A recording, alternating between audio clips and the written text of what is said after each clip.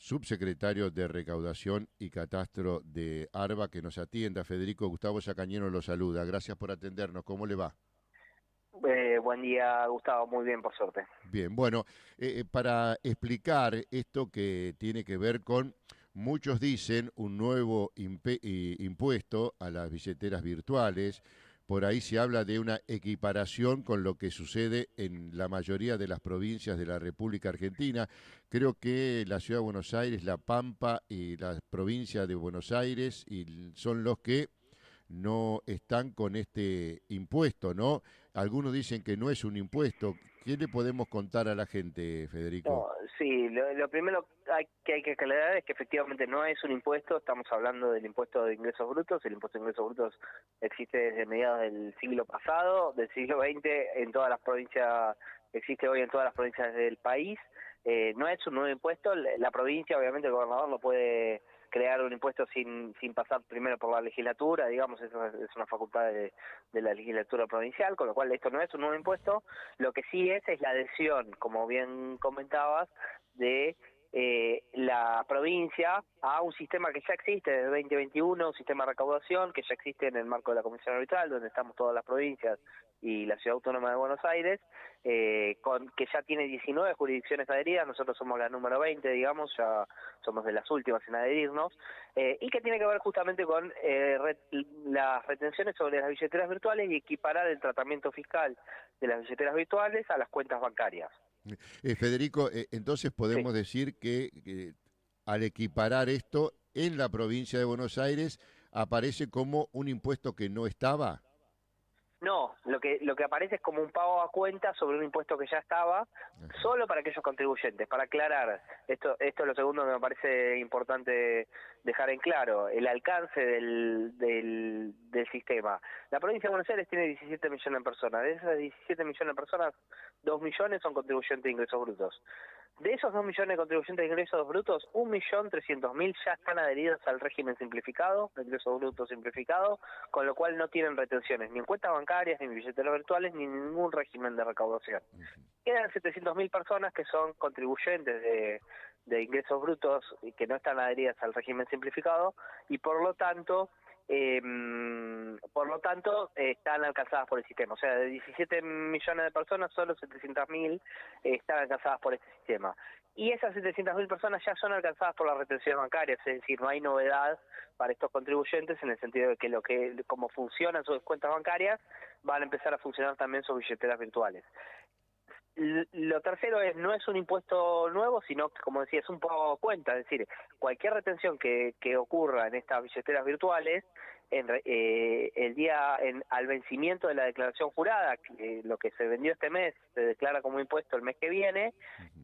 Si yo tuve 2.000 pesos de retención en mi billetera virtual, y al mes que viene tengo que pagar 10.000 pesos de impuestos, entonces 2.000 me los puedo tomar a cuenta de esos 10.000, y solo tengo que pagar 8.000 pesos. Es decir, no es que es plata que se queda en la provincia sin más, sino que es un pago a cuenta de un impuesto que se descarga contra el impuesto. Y en caso de que se genere saldos a favor, es decir, que haya más retenciones que impuestos a pagar, se puede solicitar la devolución. Ujú. Federico, primero se decía que era a partir del 1 de octubre, después del 1 de noviembre. ¿Cuándo comienza a funcionar a pleno esto? Esto comienza a regir en pleno el 1 de noviembre, Ajá. porque, digamos, si bien hay algunas billeteras virtuales que ya están operando, hay nuevas billeteras virtuales que se tienen que sumar, que no estaban operando para otras provincias. Y entonces es a partir del 1 de noviembre que todo el conjunto del sistema va a empezar a operar para darle tiempo a las nuevas billeteras, a las billeteras virtuales que no estaban cumpliendo la función. Por ejemplo, cuando uno hace una transferencia, veo que a veces se pasa en la familia de Sí. una cuenta a otra, ¿eso también tiene que tributar? No, es una buena pregunta. A ver, varias cuestiones que no están alcanzadas por el sistema. Lo primero es que ninguna transferencia que yo haga desde mi billetera virtual a terceros Sí. va a ser alcanzada, porque las retenciones se aplican cuando yo cobro un dinero en mi cuenta, no cuando envío dinero. Con lo Ajá, cual, aunque esté haciendo una compra o transfiriéndole un amigo a un familiar, ajá, no va a estar alcanzado por la retención. perfecto. Si si por ejemplo entre dos familiares, si ninguno de los, si yo le paso dinero a mi hijo y mi hijo no es contribuyente de ingresos brutos o no está en el régimen simplificado, digamos, si es contribuyente, mejor dicho, si no es contribuyente de ingresos brutos o siendo contribuyente está en el régimen simplificado, entonces tampoco le van a aplicar retenciones en ese caso. Si yo cobro mi sueldo en mi billetera virtual, tampoco aplican retenciones, aunque yo sea contribuyente de ingresos brutos y me aplican retenciones en otras situaciones. Lo mismo pasa con las jubilaciones, con las indemnizaciones, con los créditos que me puede otorgar la billetera virtual, un banco, y fundamentalmente con las transferencias que pueda hacer entre mis propias cuentas. Si yo paso dinero de mi cuenta bancaria a mi billetera virtual, o de una billetera virtual a otra, o de una billetera virtual a la cuenta bancaria, en ninguno de esos casos me aplican retenciones porque estoy haciendo operaciones entre cuentas propias. Es cierto. Esto, teóricamente, cuando el comerciante tiene que pagar por los ingresos a través de billeteras virtuales por las compras, ¿esto lo puede trasladar al producto? O sea, que lo va a terminar pagando la gente, porque si tiene que pagar ingresos brutos, después por el producto lo puede aumentar en la góndola y lo termina pagando la gente. No sé si se entiende la pregunta, Sí, Federico. se entiende la pregunta, a ver, y la respuesta es que no, porque esto no cambia el impuesto ya existe, es decir, que esto es simplemente un pago a cuenta del impuesto, con lo cual el comerciante ya tenía que, si vendía por 1.000, tenía que aplicarle la alícuota de ingresos brutos, por ejemplo, un 3,5% a esos 1.000 y incluir eso en el precio para poder pagar el impuesto. Sí, y con Eso esto... no cambió nada, sigue Ajá. siendo el mismo impuesto, con lo cual lo que sí puede pasar es que haya comerciantes que estén, digamos, no declarando sus ingresos y en ese sentido, al hacer operaciones a través de las billeteras virtuales, este dinero va a empezar a computar dentro de, va a empezar a, digamos, de alguna manera, a generar retenciones que hoy a lo mejor no se estaba generando y el comerciante aprovechaba para no declarar esos ingresos. Esa evasión nosotros entendemos que no afecta, digamos, a los precios en el sentido de que la inmensa mayoría de los contribuyentes cumple, paga sus impuestos y los precios se determinan por lo que hace la mayoría, no por lo que hacen unos pocos, que son los que efectivamente no declaran la totalidad de sus ingresos. Con lo cual entendemos que acá no va a haber un efecto en precio, porque efectivamente lo que va a haber es dejar de haber una ganancia para aquellos que estaban dejando de pagar impuestos, digamos, que estaban haciéndose de una ganancia mediante la evasión impositiva, que nosotros no es correcto y no es justo tampoco, porque la mayoría de la gente paga correctamente sus impuestos, con lo cual que tengan ganancia los que no pagan no nos parece justo. Así que en ese sentido ni va a haber un efecto en precios, porque los precios no se fijan por los que van impuestos, que son una minoría, sino que se fijan por los que cumplen, que son la mayoría. Con lo cual ahí no entendemos no solo que no va a haber efecto en precios, sino que también va a haber una mayor equidad, porque todos van a tener que cumplir y declarar. Federico, hay muchos que reclaman para que se elimine los sistemas de cobro anticipados, más allá de esa devolución que usted hacía referencia recién. ¿Esto ustedes lo han notado, le han llegado este tipo de reclamos? Siempre hay obviamente reclamos respecto a los sistemas de recaudación. Nosotros entendemos que tienen que tener un rol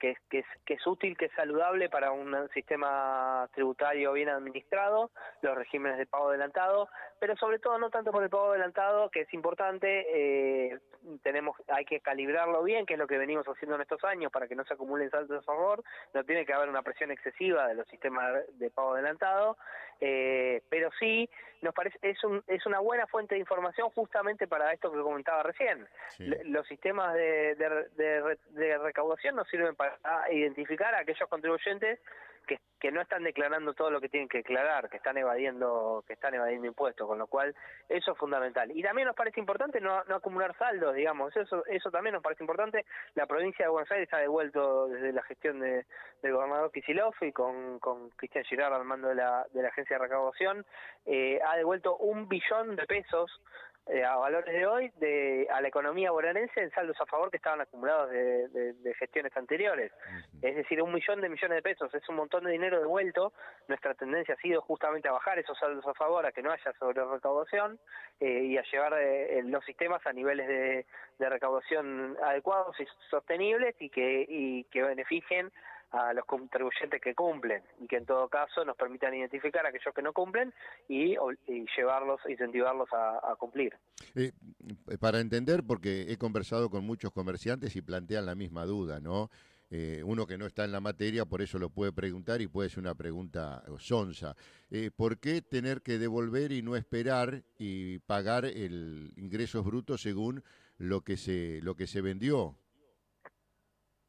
Eh, por lo que decía recién de que los sistemas sirven también no solo para adelantar y para garantizar, a ver, para poner un ejemplo, no me quiero Sí, poner muy técnico, pero sí, sí. en general nuestros principales regímenes de recaudación son los regímenes generales.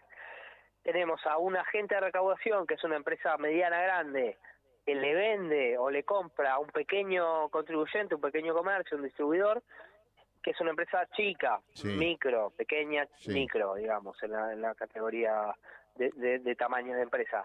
Entonces, a ponerle el rol a la empresa mediana grande de que recaude el pago adelantado del impuesto, se gana mucha eficiencia en el sentido de que es más fácil controlar las empresas grandes y más difícil controlar a las chicas. Entonces, al cargarle la responsabilidad a la grande de que cada un cobro adelantado, la grande cumple, es fácil, no solo cumple, sino que además es fácil de controlar para el fisco, y con lo cual, y a la vez le descarga la responsabilidad de pagar al contribuyente al final del mes, o al menos de pagar una parte, y le provee la información necesaria, digamos, para que pueda hacer su declaración jurada, le simplifica parte del pago de impuestos.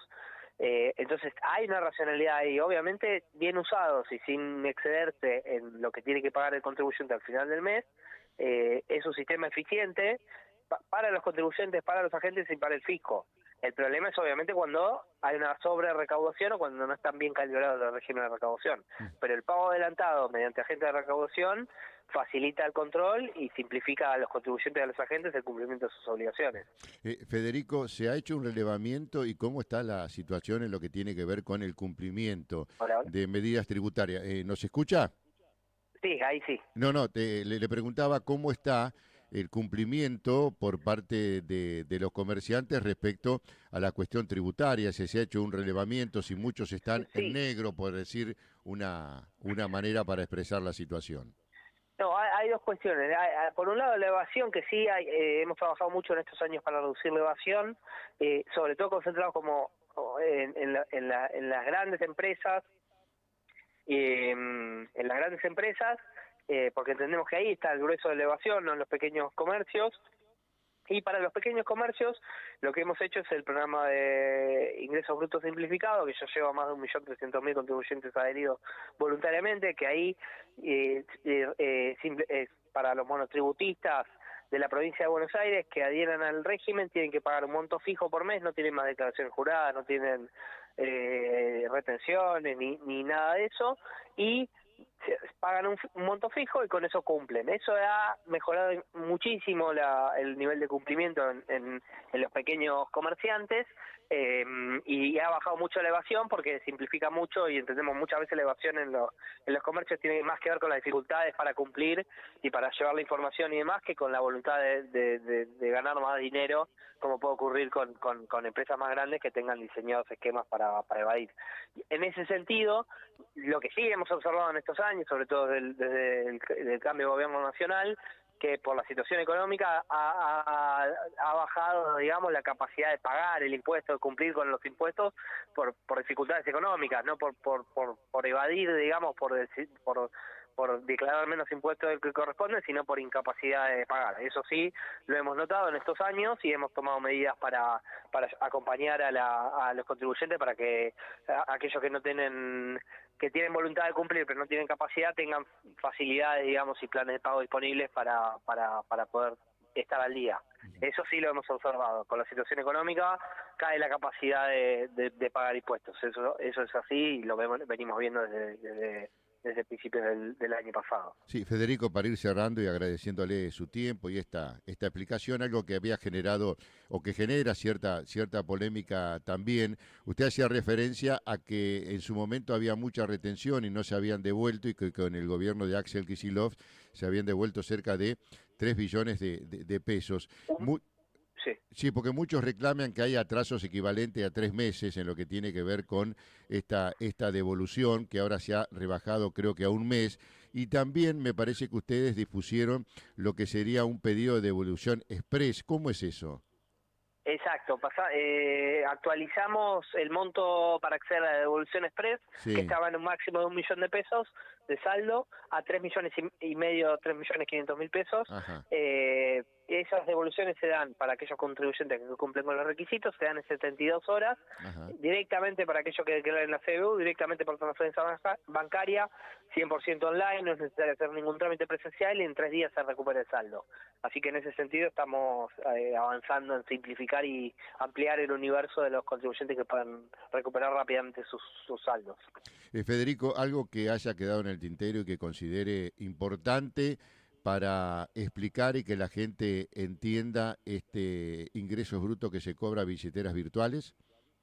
Bueno, y remarco simplemente para cerrar, remarco lo que ya comentamos, no es un nuevo impuesto, no es de alcance general, la inmensa mayoría de los bonaerenses van a poder seguir usando sus billeteras virtuales como lo venían haciendo y no van a sufrir ninguna retención.